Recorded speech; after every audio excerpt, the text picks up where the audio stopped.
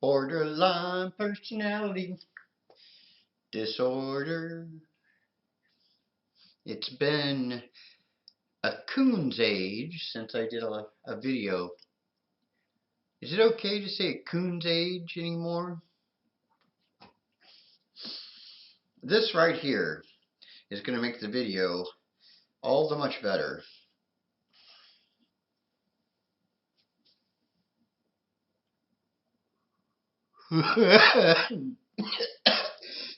Later.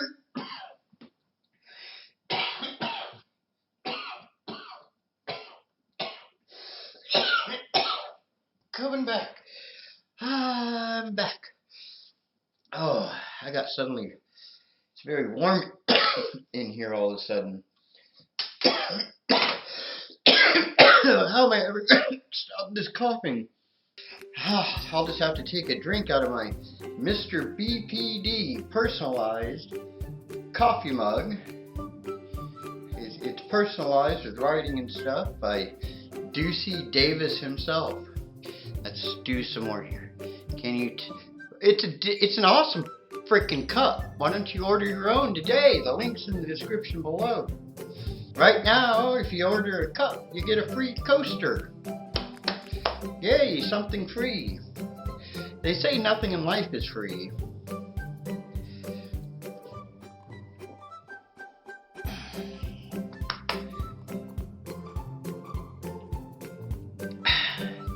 Damn, just like Grandma used to make.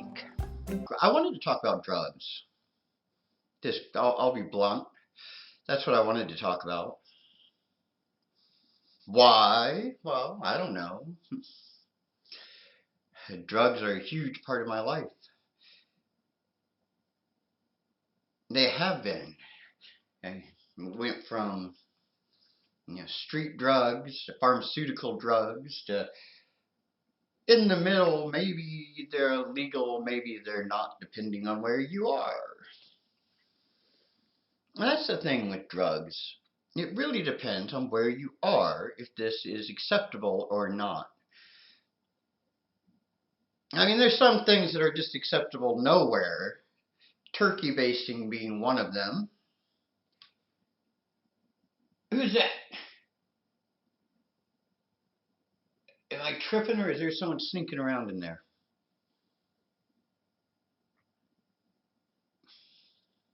It might be the drugs. I might be tripping. I see you. I see your shadow. I think that's my shadow. I'll be right back.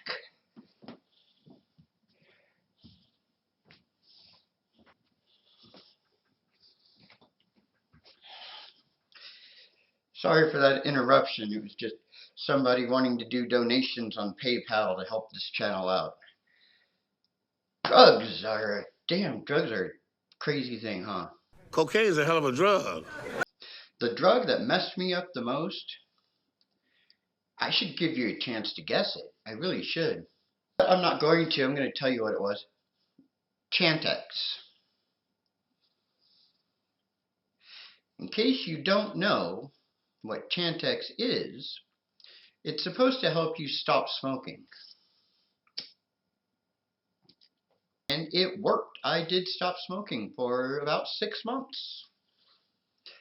Made me start to sleepwalk. I started sleepwalking, pissing everywhere.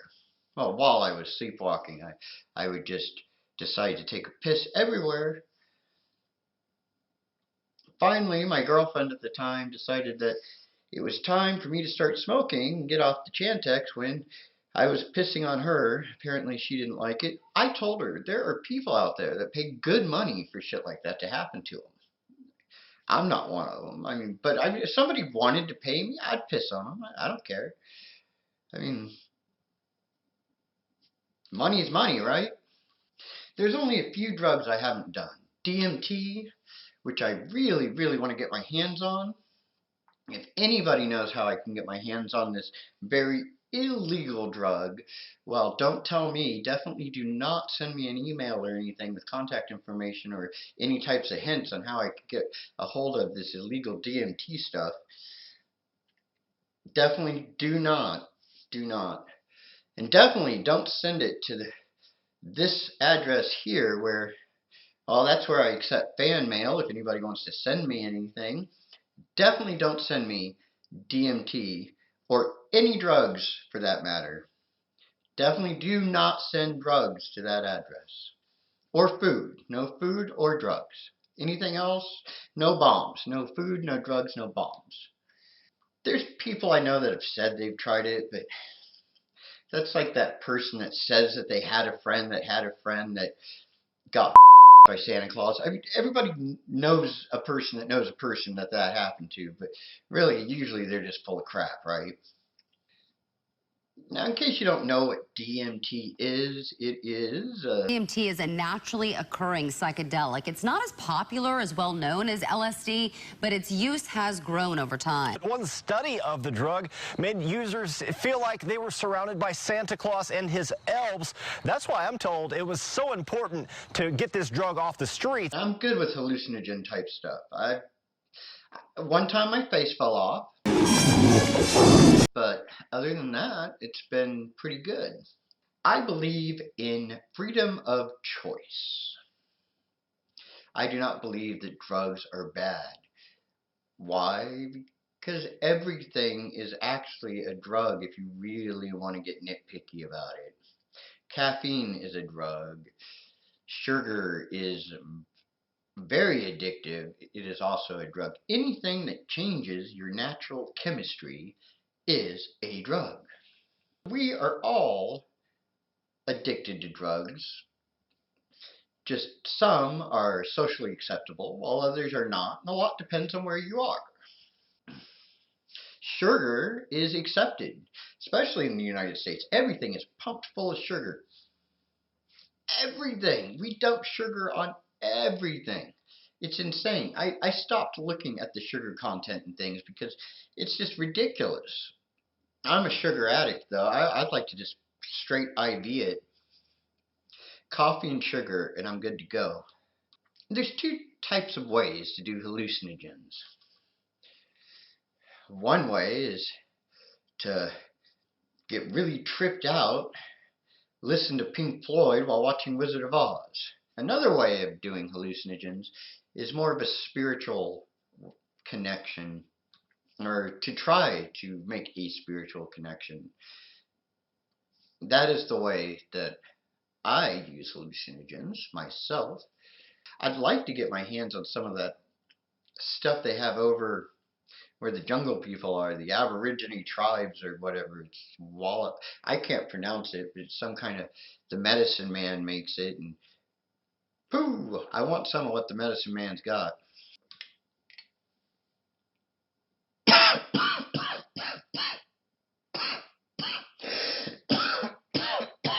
Mr. BPD, what the hell does this have to do with borderline personality disorder? I'll tell you. A lot of people that suffer with borderline personality disorder also suffer with substance abuse, which is code for drugs and alcohol. There.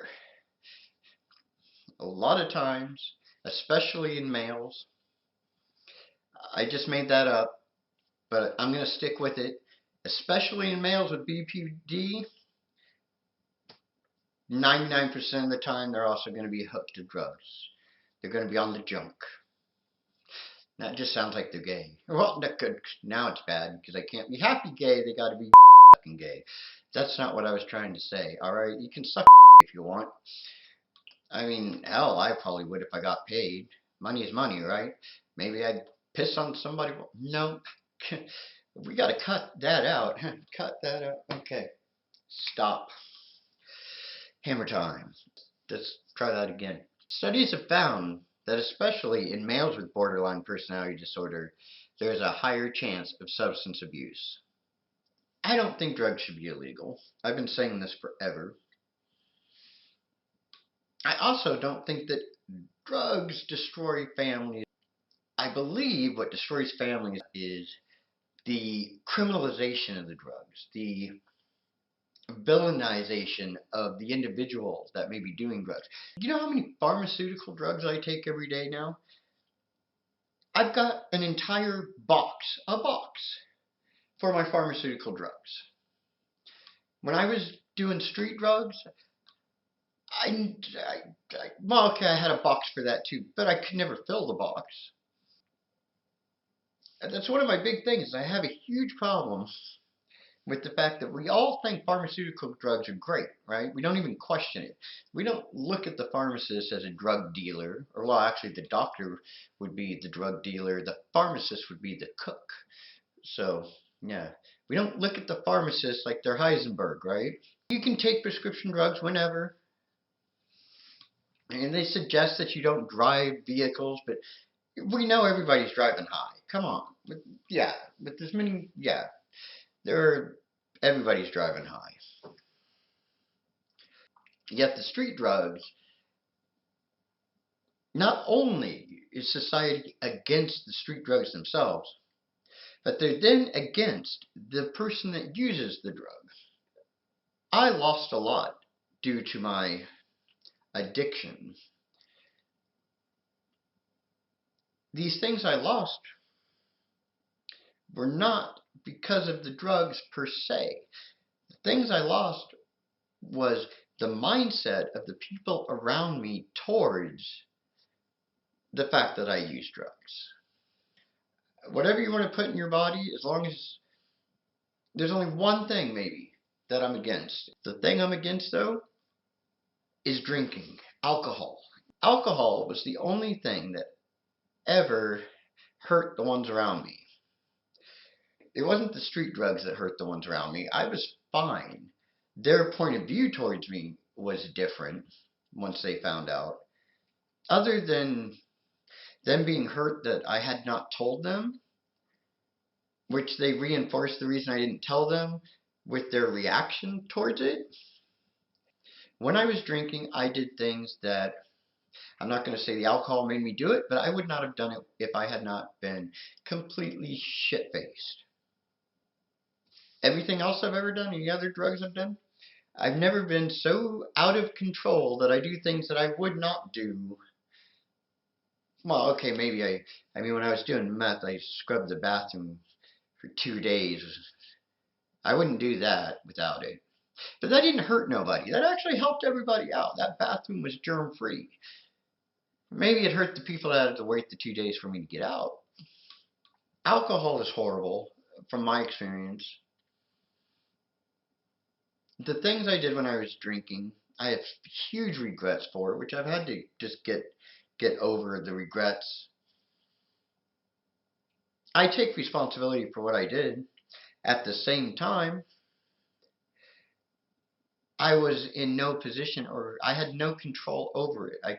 Once I started drinking, once I got drunk, my decision making went out the window, and I just started doing crazy things. I think all of those things that I would like to do, but we have restraint. When I was drunk, I didn't care, and I wanted to fight everybody. I mean, I have anger issues, so drinking's bad. The worst thing, I used to drink and drive. I used to think I was better driving drunk than sober. I was an alcoholic for a long time. This couple was celebrating the fact that they were engaged and they were going to get married. It was a bunch of coworkers. It was at a hotel. There was open bar. And all my coworkers, they would just order me drinks. I remember I got cut off at one point. The bartender specifically pointed me out. I was like, "You're not buying for that gentleman, are you?" And at that point, I had decided to put a lampshade on my head and go running through the lobby of the hotel. My car keys got taken away from me. They weren't going to let me drink and drive. Thank God. My father was the king of alcoholics. I may be the prince, but he was the king.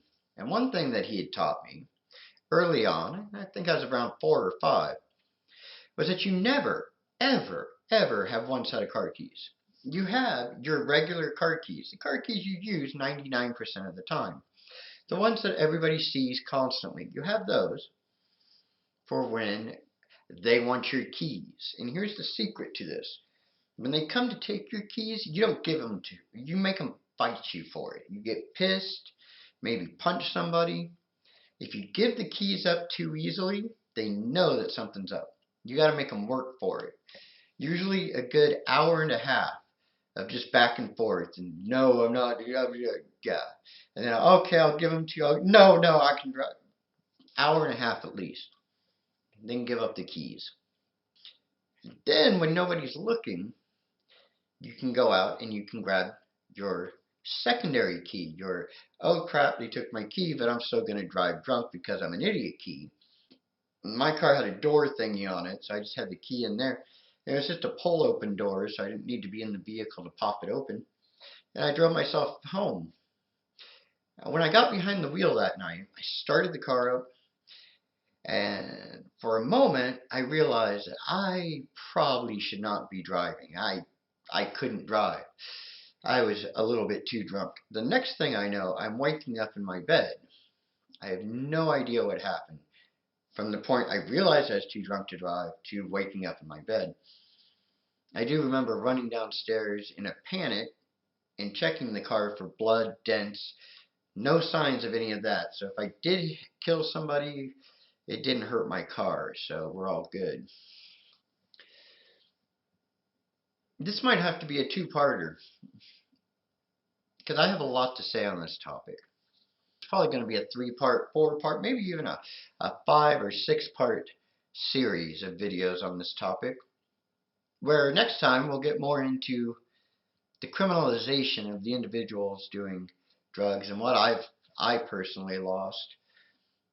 I would like to know your point of view on this topic. If you have not yet subscribed, go ahead and hit the subscribe button and be sure to ring a ding ding the bell, because if you don't ring a ding ding the bell, YouTube doesn't give a shit about you, and YouTube will go out of their way to make sure you never see my videos again unless you ring a ding ding the bell. Ring a ding ding the bell. I have a whole bunch of videos over on Patreon, just letting you know, if you like these videos and you just want more, there's more over there. I'm not saying they're good quality, but they're there. So go check out Patreon if you want to see my actual silly videos, or sad videos, or happy videos, or maybe just videos of video games. Maybe a video of a video. It's over on Patreon. Until next time, keep on keeping on.